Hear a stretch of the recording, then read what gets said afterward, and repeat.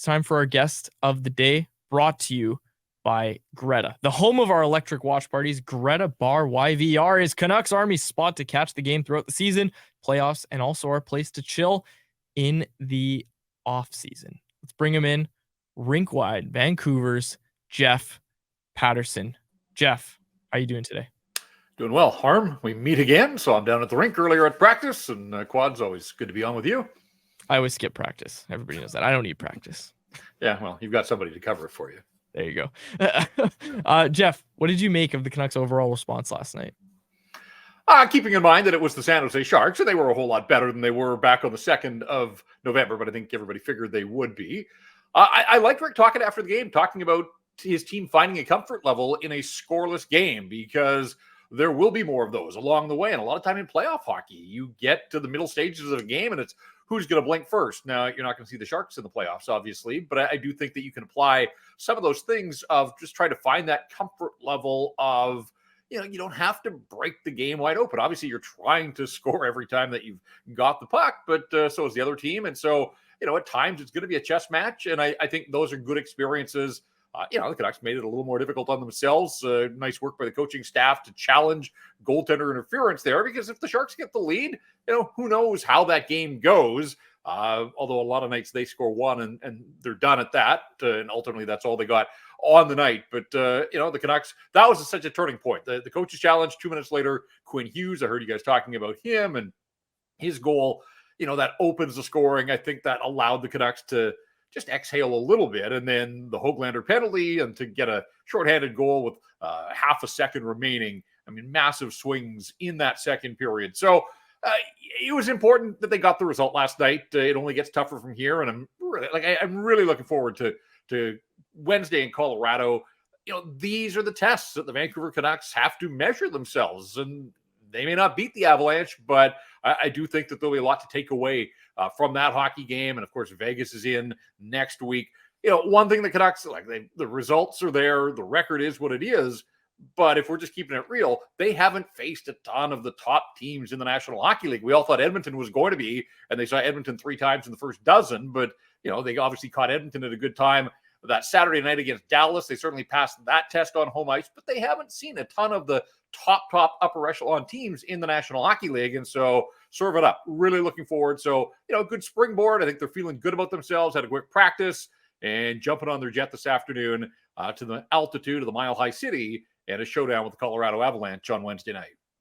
J-Pat, what did you make of the Höglander penalty? Do you think it deserved a major? And why do you think the penalty kill was so successful in killing that off and also getting the shorthanded goal? Yeah, you know what, Harm? I think the officials got this one right. And that may not sit well with people in Canucks Nation, but I'll tell you why.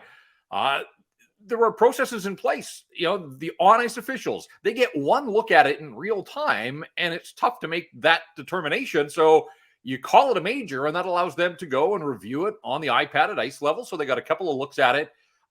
There's no place in hockey for slew foots. And ultimately, he gets his leg behind the bank and uses his leverage. I think it does check off the box to be considered a slew foot. He doesn't kick his feet out. There are more dangerous slew foots, but I do think by the letter of the law, and slew footing is now in the NHL rule book. And so, unfortunately for Höglander, they threw the book at him. He gets tossed in a 1-0 game. I mean, pivotal point there of the hockey game against a better team and a better power play. That might have done the Canucks in, but ultimately not only able to kill it off through the remainder of the second period, but score the buzzer beater from Sam Lafferty. And I have to say, and I mentioned this on Twitter last night, Mackenzie Blackwood was terrific for the San Jose Sharks, and he's going to be busy, and they're going to need him to stay in hockey games. But he has to have better situational awareness.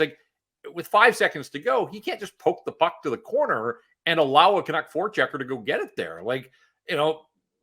Do whatever you do, ring it high around the glass and try and clear the zone, just run the clock out. But he put the puck into a troubled spot, and ultimately the Canucks made him pay. So great work by Lafferty with his speed to get in on the forecheck, Bluger with the opportunity, and then Lafferty had the presence of mind to get to the front of the net. Shark defensemen didn't do a whole lot to help their goaltender, and I think that's been a running theme for them pretty much all season long. But I kind of thought that they were the authors of their own demise there. But that's such again, if it goes to the third period in a 1-goal game, a fluky bounce, whatever. The Sharks are one shot away from tying it. And so the Canucks had a little bit of a cushion as they went to the third period. And ultimately, they trade goals in the third, and the Canucks will win it going away. So, again, there's going to be better opponents ahead for the Vancouver Canucks. So I think it was just important, get those 2 points and try to build off them as you head out on this road trip now. Jeff, on Paterson's point over at Canucks Army, you wrote about the Hughes-Hronek pairing. We were talking about that pairing in a bit of a negative way yesterday, just that they've been getting caved lately. Looked like a really strong bounce back for that pairing last game. What did you think of them? Yeah, and again, I mean, context matters. It was the Sharks, right? Like, I'm not going to read too much into what they did or didn't do against San Jose. Let's take a really close look at how the Canucks go about it without last change on the road in Colorado against an Avs team that's going to be PO'd. I mean, they basically flushed one. They had a last-minute lead against Nashville and gave up 2 third-period, 2 final-minute goals. So I think you're going to see a mad and motivated Colorado team that's going to want to kind of knock the Canucks down a peg here. But that pairing has been terrific. And yeah, I mean, one of the things I was curious about is they're racking up these points. I'm thinking to myself, like, all right, over 50 some odd years, the Canucks have had a lot of, good defensemen. Quinn Hughes obviously has taken it to another level on his own, but what about 2 defensemen at the same time on the same Canuck teams? And so did a little bit of digging there just to figure out, where is the bar as far as combined points from 2 defensemen in any one season. And, I wasn't shocked that the bar is relatively low as it has been across the board in so many categories for this organization, still without its Stanley Cup. But 100 points combined from 2 defensemen. And we're going back to 1983, 84, Rick Lands and Doug Hallward. So it's been a while. And Quinn Hughes on his own, just shattering records and rewriting the record book, and Philip Hronek on the pace that he is on. Like, they might get to 100 points combined by the midway mark of this season, guys. Like, and that's not hyperbole. It's just the way Hughes is going, and Hronek just, going about his business and picking up points along the way too, that it wouldn't shock me if by the 41 game mark, you're looking at Quinn Hughes with, 50 some odd points and Philip Hronek maybe pushing up against 30 points, whatever the case. These guys are well on their way if they stay healthy, and that's going to be the key here. But it's not about points. It is going to be about how do they defend against some of the other best teams in the National Hockey League and best players. And, one of the subplots for me, guys, in this game in Colorado on Wednesday, I mean, we know what Canuck players have done individually. Well, you got Cale Makar, who is keeping pace with Quinn Hughes. I don't know if he's motivated and spurred on by what Quinn Hughes is doing, but I think he wants to maintain his grasp on that title of, best defenseman in the National Hockey League. But you got Mikko Rantanen, you've got Nathan MacKinnon as well. 7 of the top 17 scorers on the same sheet of ice at Ball Arena on Wednesday. So it truly is a heavyweight showdown. And the Avs with last change, there's going to be that cat and mouse game. We'll see how they try to work that to their advantage. But whatever the case, I'm sure the Canucks will get Hughes and Hronek out there an awful lot, and they're going to have to be at the top of the game because that Colorado team can be as explosive as just about anybody in the National Hockey League. Jeff, at what point in the season do I win the bet against Chris Faber? When does Quinn Hughes reach 20 goals is what I'm really asking. Yeah, I mean, 8 through 19 is incredible. I always felt he was a double-digit guy just because of how much he plays, the role that he plays on the power play, and how much he has the puck on his stick, quite frankly. But I didn't see him on pace for 30 goals. And it's going to be difficult for him to get there. But 20 certainly seems within his grasp now. And, it's hard to put a date on it, but answer the question, Jeff. I'm going to say somewhere in the 70s. Like, he won't keep you hanging like right to the very end. I would say somewhere between game 70 and 79, Quinn Hughes will be a 20-goal scorer for the Vancouver Canucks. J-Pat, I wanted to ask you about Anthony Beauvillier. He was generating a couple of chances in that game. Tocchet moved him up to the JT Miller line. What do you make of what you saw from him last night? And do you think he deserves an extended look perhaps on that Miller line over Phil DiGiuseppe? Yeah, I had a really good chat with Anthony after practice today. And I have to admit, when I approached him, I kind of said, like, I'm going to talk about the lack of goals, and sort of rolled his eyes. But I wanted to go deeper than that because, he's a veteran now. He's not old. He's 26, but he's been around the block a few years. And I just kind of wanted to get at this idea of, as a player, do you know when you're playing well, even if the offense isn't there. And if you look at the underlying harm, and I'm sure you have, like across the board, like he doesn't get scored on. He doesn't have to defend an awful lot. Like his underlying numbers are really good. And that line with Lafferty and Höglander, again, they spend most of their shifts in the offensive zone. Has he been unlucky? Like, I think he's fifth on the team, fifth in the forward group in shots on goal. So there absolutely is an element. I mean, his shooting percentage is way below his career average. That said, he's getting paid. He's been a 20 goal scorer in the National Hockey League, and his 2 goals to date came not only in the same game, in the same period, and they were the 9th and 10th goals in that 10-1 romp over the San Jose Sharks. So, pretty hard for him to sit there and say, yeah, I'm producing, but he's not getting scored on. And I think when you're it's a different role for him. He's always been a higher in the lineup guy, even on the island.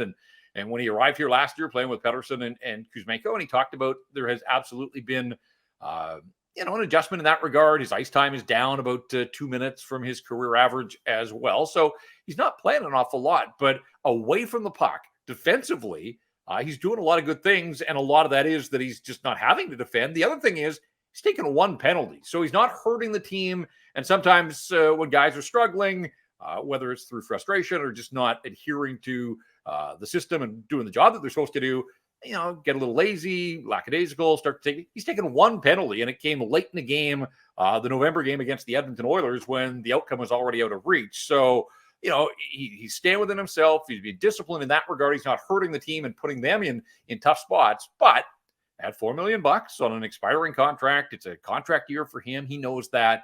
But he did say that, if people wonder, he's sleeping all right, because he said the people that matter most understand that he's still doing a lot of good things on a lot of nights for this hockey club. It's just that, 2 goals at the 19-game mark, and they came in the same game. That's not getting it done for him. But I asked Rick Tocchet about that, and he talked about the fact that basically he thought Beauvillier had earned the promotion last night. It was more about Beauvillier kind of going in that third period than it was about PDG. And we kind of thought maybe we had saw a little tough love on Saturday for Hughes Makar. I thought maybe Phil DiGiuseppe was getting some of that treatment as well. But the coach seemed to think that it was more about they were down to 11 forwards without Höglander. And so there were some odd combinations. But it felt to me, listening to Tocchet today, said that, he kind of thought that Beauvillier had earned that opportunity. But in the same breath, he did say, got to get to the inside, can't hang out there on the perimeter if he's going to find his goal-scoring touch again. But it does feel like a little snake bit, because he had that chance in the second period off the rush, Höglander to Lafferty. And, I think at other times in his career, he's probably picking his spot and scoring there. Can't get all your goals against the San Jose Sharks, though. There are some other teams in this league. So, like any pro athlete, like he wants to believe that it's just, get a bounce, get that first one, and he's always been a streaky kind of guy. There has to be more of a bottom line, but I do think if you look under the hood, the rest of the numbers around Anthony Beauvillier are actually pretty positive, and he's not hurting the hockey club, I suppose, is the point I'm trying to make here.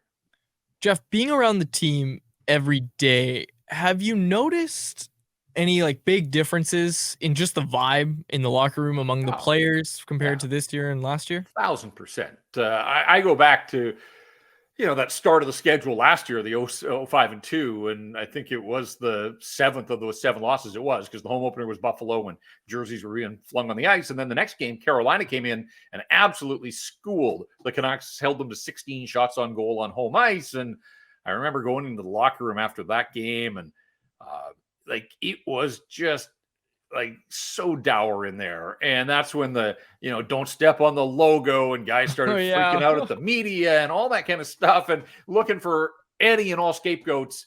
And I get it. They hadn't won. It was 7 games. They knew what was at stake. And obviously it cost a coach's job, and there was so much dysfunction, and they're having fun. Winning is fun. And when you think of sort of the longtime Canucks here, Boeser and Miller and Myers and Hughes and Paterson, they haven't done much winning. And so I truly believe that these guys, they know they haven't accomplished anything, but if it is the journey, then they're enjoying every step of this right now. And to, a chance to get to the 20 win mark or 20 game mark with 14 wins, if they can go in and knock off the Avs. Even if they lose that game, they're still 13-6-1 at the 20 game mark, which is incredible. But they have a chance to go, 14 wins in the first 20 games with a victory. So absolutely, they're experiencing things that this group hasn't in its time together. And I just think you can feel that in the locker room. Like it's truly a mood and as you said, a vibe. So yeah, without a doubt, it's like night and day. Can someone, either of you, explain this to me? I've been to more games this year than last year, obviously, but I've not once seen the Canucks logo in the locker room, and I'm always looking for it because I don't want to step on it. Well, it's there. They have a cover. It's like a manhole cover. So where was the cover last year? I don't understand. Well, it existed, but there's a part of me, the cynical part of me, that thinks that when you had lost the first 6 games, that we basically walked into a little bit of an ambush. Honestly, like I think that like the trap had been set there, and I don't know. I don't think that I was one of the ones that dipped my toe in the logo waters, but there were some because now, as you guys know, and we're getting inside things here, but all of those scrums are done at the very front of the room, so that when you enter, you wouldn't even hit the middle of the room and the rug with the logo. But that night, as I recall, there was sort of the stampede to get to the back of the locker room. I think it was JT Miller was standing there at his stall. And it kind of felt like, all right, let's see. Let's lay this trap here and see if on each side of the logo. Pretty much like, yeah, like the velvet ropes, like kind of herding us right through the troubled area so that they can kind of lose their minds. And again, it was just, it wasn't a particularly good environment for anybody, for the media, for the players. But things have changed, and yeah, just a lot more fun around there, and they seem to be enjoying themselves. And why wouldn't they? They've earned that right now with the start that they've got off to. Jeff, great stuff as always, my friend. Thank you for joining us. All right, guys, thanks. Jeff Paterson, over at Rinkwide. Be sure to go subscribe to Rinkwide wherever you get your podcast. Leave a review for this podcast. Subscribe to the YouTube channel. I'm giving you a lot of tasks, I know, but subscribe to the Canucks Army YouTube channel. Go listen to Rinkwide. You're already listening. Too many instructions. I already lost track. Lads. Instructions unclear. Unsubscribed from every podcast. You would make a terrible teacher, Quads. Oh, come on. You know what? That was my backup plan. So maybe it's good it didn't work out. But I was going to be a high school English teacher. That was what I wanted to be since I was like 13. I knew I wanted to be a high school English teacher. Everybody knows my story by now. But I was, studying English at SFU. I liked writing, and here we are. I'm glad you said English and not math, because if I was in your math class, you'd tell me to put the calculator away and just rely on vibes. Yeah, go on your vibes. What do you think 4 times 12 is? What do you think? Just guess. Anyways, Jeff Paterson, of course, brought to you by our friends at Greta. Canucks Conversation with Harmon and Quads every weekday at 2 p.m. Be sure to check it out on the Canucks Army YouTube channel. And if you missed it, go check it out on your favorite podcast catcher app.